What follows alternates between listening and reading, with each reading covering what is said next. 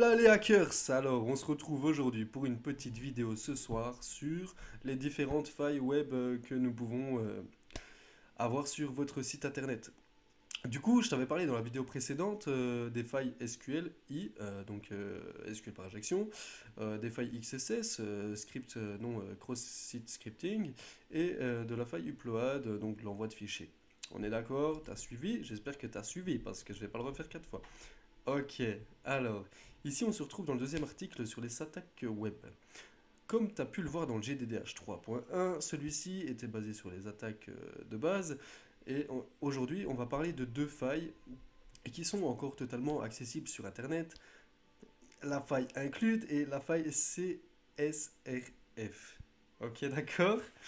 J'ai mon assistante qui me filme actuellement en pensant que je vais gaffer, mais je vais pas le faire. Allez, on est parti. La faille include, c'est quoi? La faille include est une faille touchant aux fonctions include de PHP. Include, ons, require, ons, c'est des fonctions chez PHP que que tu vas utiliser peut-être dans tes sites internet. Donc voilà. En fait, je t'explique que ici, tu as le include.page.php, le includeOns.php et le require qui sert par exemple, on va dire, allez, tu as les identifiants de ta base de données que tu veux pas donner sur ta page internet, on va faire un require, donc il va aller rechercher le fichier config.php par exemple avec tes identifiants et ils ne seront pas sur la même page. La détection de cette faille se fait simplement car il suffit de tester les paramètres possibles dans l'URL. Ouais, et on observera le résultat. Euh, Par là, je vais te montrer ici, là, tu vois, au-dessus de ma tête. En fait, voilà, la faille include, elle est par rapport à ceci. Et dans une URL de redirection, par exemple, en fait, la faille include. Imaginons j'ai un script PHP qui est très très malveillant et que sur PHP, non, pardon, chez Facebook, j'ai justement la faille include. Grâce au nom d'utilisateur, non, pardon, grâce à l'URL d'accès à la page Facebook, tu auras le code donc de la require de la page qui va aller chercher la page config justement PHP. Le but étant de modifier l'accès à cette page par rapport à l'URL que tu vas mettre dans ton navigateur pour que lui par exemple aille chercher d'autres informations. Tu comprends? Donc en gros, il va exécuter un fichier qui n'a rien à voir à son serveur juste parce que tu auras trouvé cette faille. D'accord? Donc on va uploader un fichier, on va l'envoyer et juste là, tu as l'exemple de la faille include. Voilà, ça ressemble à ça. Donc toi, tu vas croire que tu es sur le site de Facebook, sauf qu'en fait, il va te rediriger sur un autre serveur, tout simplement. Ok?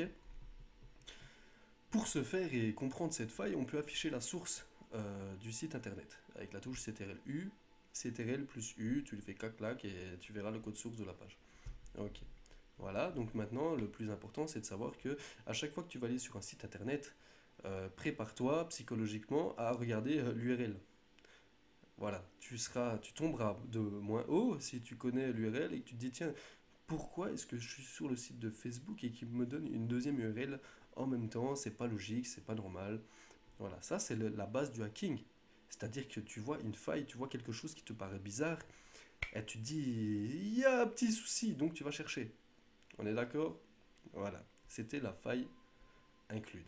Maintenant, la faille non, pardon, la faille CSRF. J'ai tellement de failles que je m'en perds les mots. Donc, l'explication de la faille CSRF, c'est une abréviation pour Cross-Site Request Forgery. En français, Cross-Site Request Forgery. On l'appelle aussi CA Surfing. Mais bon, je préfère XSRF. C'est la même chose, c'est les mêmes mots, c'est pas les mêmes abréviations, mais ça reste la même faille. C'est une vulnérabilité d'authentification web. Cette faille consiste à effectuer un lien falsifié à un utilisateur. La faille CSRF est une faille qui est de type HTTP GET et HTTP POST. Si tu sais pas c'est quoi, on verra ça dans la formation PHP. D'accord? En fait, HTTP GET et POST, en gros, c'est... Regarde bien, tu vois le lien là au-dessus? Eh bien en fait, voilà, la variable que je te souligne juste au-dessus de moi, c'est une variable de type guest ou de type post. De type post, par exemple, ça va être une variable, tu vas faire un formulaire de contact. Eh bien, ton petit message, il va être envoyé au serveur. Ça va être de type post. Voilà, d'accord, tu vois. Et par exemple, une type get, ça va être, tu vas être sur mon site et tu vas voir que tu as plusieurs pages. Tu vois, tu vois mes tutoriels, tu as page 1, page 2, page 3. OK? Et ben, la variable qui va dire à ton navigateur, tiens, tu es sur la page 1, 2 ou 3, c'est une variable de type get. Donc, elle est peut-être hackable. Et sur ce site, tu as également le droit de poster des articles. Donc, sur mon site, tu peux mettre tes articles, etc. Donc, en get, en post. Voilà. Donc maintenant, si tu trouves une petite logique, un petit script malveillant, tu peux faire exécuter, par exemple, la suppression d'articles. Tu comprends? Donc, imaginons, euh, tu as mon site internet. Ensuite, tu as un slash. Ensuite, tu connais la page qui supprime les articles. Parce que dedans, il y a du code MySQL, donc de base de données, qui dit que dans l'administration, si tu cliques là, eh ben, ça va supprimer l'article en question. Voilà. Mais toi, tu n'es pas admin terré du tout. Mais toi, tu connais le lien, juste le lien de l'article qui doit être supprimé. Tu sais que la variable est égale à cet article. Eh bien, il va juste savoir, pardon. Il va falloir, pardon, 3 fois, 4 fois, 5 fois, on continue, hein. Il va donc falloir faire exécuter le lien ici, par exemple, tu vois au-dessus de moi, tu as le lien, c'est la faille, à l'administrateur du site internet. Imaginons, tu trouves une faille sur mon site internet de type CRSF et tu veux supprimer tous mes articles. Eh bien, tu vas m'envoyer le lien ici dessus. Et moi, dans mon email, parce que tu auras pris contact avec moi par email, en me disant, tiens, Linko, je trouve que tu as un problème sur cet article, pardon. Donc, qu'est-ce que je vais faire comme un bénet? Comme tout utilisateur, normal, parce que je ne vais pas penser que tu veux me hacker. Je pense pas ça du tout. Je pense que tiens, c'est un visiteur, il a trouvé quelque chose qui va pas sur mon site. Je clique sur le lien, je vais vite voir. Eh bien, en fait, je me suis fait pwned. Grâce au lien que tu m'as envoyé, moi j'ai été dessus, mais en même temps que j'ai été dessus, sur le site, par exemple, j'étais logué en tant qu'administrateur.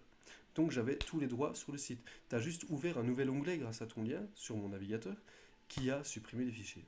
Voilà. Tout ça pour te dire qu'il y a plusieurs failles. Tu en as vu 4, tu en as vu 5. Là, c'est les 5 failles les plus potentiellement retrouvables sur Internet.